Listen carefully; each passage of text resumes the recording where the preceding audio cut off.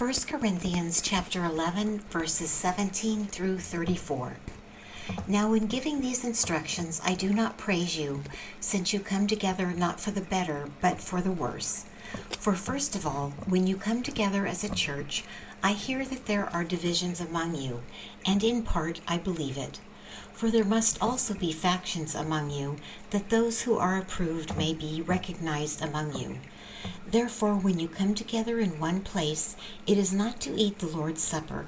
For in eating, each one takes his own supper ahead of others, and one is hungry and another is drunk. What? Do you not have houses to eat and drink in? Or do you despise the church of God and shame those who have nothing?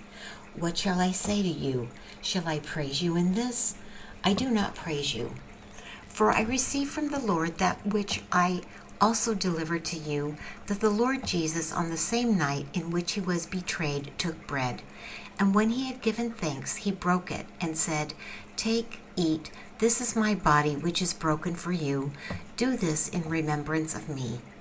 In the same manner he also took the cup after supper, saying, "This cup is the new covenant in my blood. This do as often as you drink it in remembrance of me. For as often as you eat this bread and drink this cup, you proclaim the Lord's death till he comes.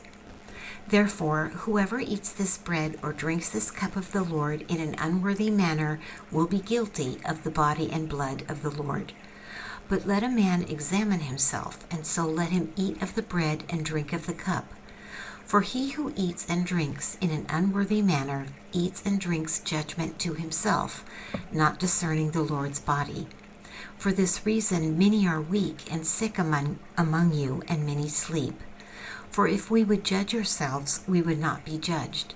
But when we are judged, we are chastened by the Lord, and we may not be condemned with the world.